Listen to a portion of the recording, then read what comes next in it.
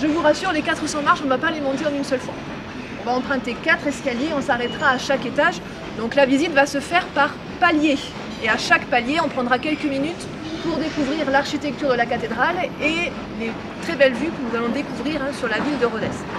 Dans un premier temps, avant de découvrir le clocher, la visite va nous conduire sur les planètes de la cathédrale. Ce qu'on appelle les planètes, ce sont des toits-terrasses qui couvrent les bas-côtés de la cathédrale. Donc littéralement, on va marcher sur les toitures de la cathédrale, on va se promener sur les toits de la cathédrale et ensuite donc nous entamerons notre ascension dans la tour. Lorsque nous serons tout là-haut, lorsque la visite s'achèvera, nous marcherons sur le plus haut clocher plat de France. Je vous parle de clocher plat parce que comme vous pouvez le constater, la tour n'est pas coiffée d'une flèche.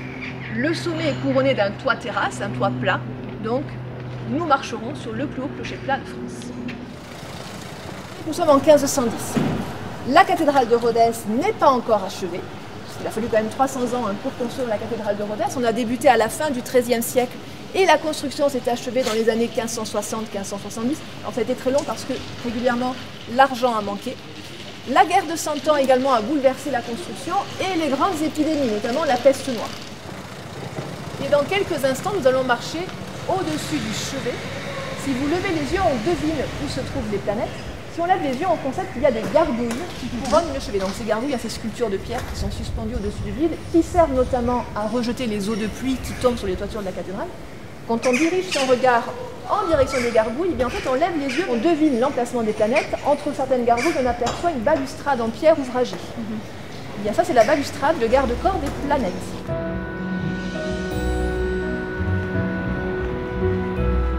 On s'est rendu compte que lorsqu'il pleuvait, toute l'eau de pluie traversait les planètes et s'infiltrait dans les murs de la cathédrale qui se trouvent sous nos pieds.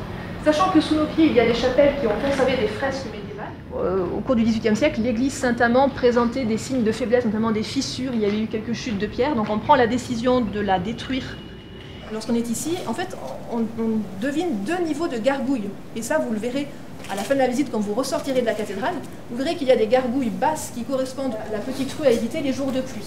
Donc là, on voit vraiment, quand on est au sol, on voit vraiment les 2 niveaux de gargouilles. Alors ici, petite subtilité, nous avons une gargouille assez récente, juste là, parce que l'eau, là on devine vraiment le cheminement de l'eau de pluie, l'eau qui tombe sur la toiture de la cathédrale est envoyée vers l'arc-boutant qui est ici, et l'arc-boutant bute en quelque sorte contre le clocher. Vous avez ici la partie centrale de la cathédrale, la nef, le chœur. Ce qu'on appelle bas-côté, c'est ce qui se trouve sur le côté. Voilà, donc là vous avez un bas-côté. Et nous, plus précisément, nous allons marcher sur les planètes qui se trouvent de ce côté. Vous avez ici le déambulatoire, le tour du chœur de la cathédrale. Et si vous levez les yeux, si vous observez les voûtes qui couvrent cette partie-là de la cathédrale, dans quelques instants, nous allons marcher au-dessus de ces voûtes. Et on va rejoindre ici le clocher. Sous nos pieds, les voûtes du déambulatoire. Les parties les plus hautes de la cathédrale, on aperçoit tout à fait au sommet des fenêtres hautes, des grands vitraux qui éclairent la cathédrale. Et sous les fenêtres hautes, on distingue une petite galerie, un petit passage éclairé. Ce petit passage, cette petite galerie, fait le tour complet de la cathédrale. On la retrouve notamment, cette galerie, au-dessus de nos têtes. Regardez ici, on a les fenêtres hautes, encore une fois, et juste en dessous, cette petite galerie. Alors cette galerie qui fait le tour complet de la cathédrale, c'est ce qu'on appelle un triforium. Le mot triforium vient du vieux français trifoire, qui signifie percer à jour. Parce que généralement, les triforiums sont des galeries qui sont ajourées et ouvertes sur les cathédrales, sur les églises. Pourquoi est-ce que je vous montre le triforium? Parce que les planètes sur lesquelles nous allons marcher dans un instant, elles se trouvent à hauteur du triforium.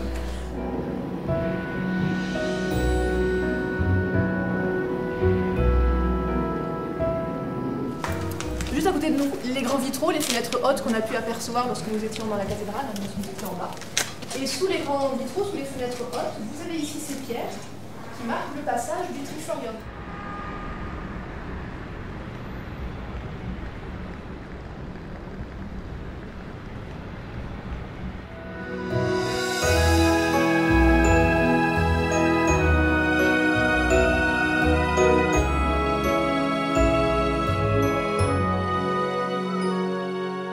Là-haut, c'est une représentation de l'évêque Saint-Amand. Puisqu'on considérait que Saint-Amand avait protégé la ville durant l'incendie du premier clocher. Donc lorsqu'on a rebâti le clocher, on a réservé une place à Saint-Amand, a reconstruit la tour. L'évêque François d'Estaing, vraisemblablement, n'est pas représenté sur le clocher. En revanche, à différents endroits, il a fait représenter le blason de sa famille. Ça sonne toutes les 15 minutes. Donc notre prochaine étape, c'est la salle des cloches, la salle du carillon. Et quand ça sonne toutes les 15 minutes, il y a de grandes chances que nous assistions au cours des 3h30. On a baptisé les cloches et on a attribué à ces cloches des noms de saints et de saintes.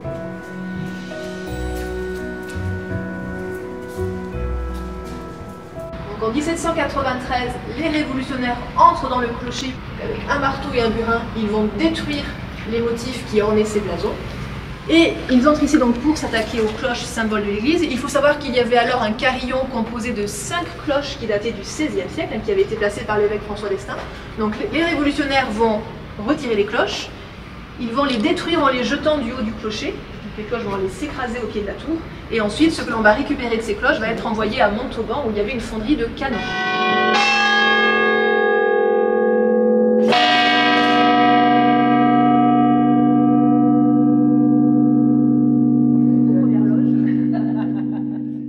Elle s'appelle la Savoyarde et elle pèse 18 800 et quelques kilos.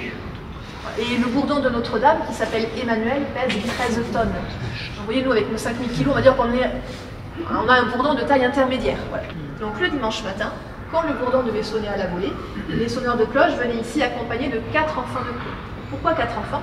Si vous observez le bourdon, de part et d'autre de la cloche, nous avons 2 pièces de bois en forme de demi-cercle. Et au-dessus de la cloche, il y a des poutrelles en bois avec des poignées en métal. Alors 4 enfants. Le but du jeu consistait à faire grimper chacun des 4 enfants à l'extrémité d'une de ces pièces de bois. On demandait aux enfants donc de se tenir debout, de s'accrocher aux poignées en métal, et pour lancer la cloche, on demandait aux enfants de sauter en cadence.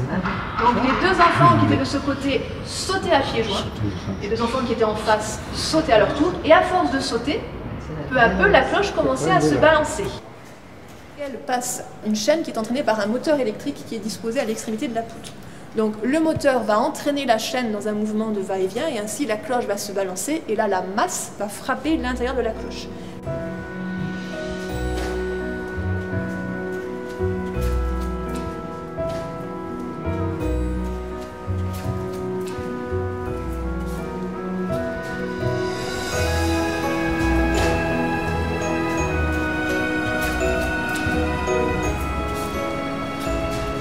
On a différentes interprétations en fonction des visiteurs.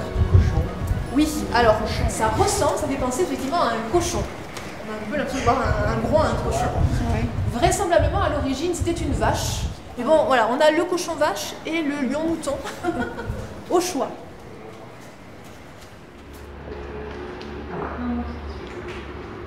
De pilier central sur lequel retombe la voûte. Donc quand on emprunte l'escalier, littéralement on traverse le plafond.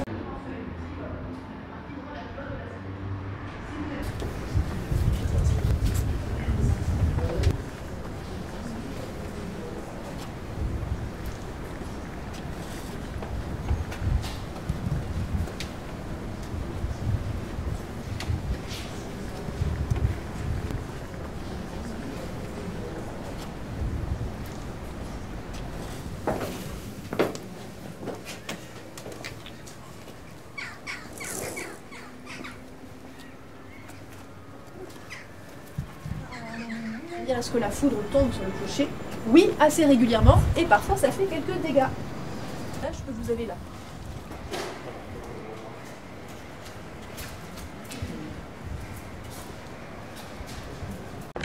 Cette statue a été placée tout là-haut pour marquer la fin de la construction. Alors en réalité, la statue que l'on voit aujourd'hui, ce n'est pas la statue d'origine.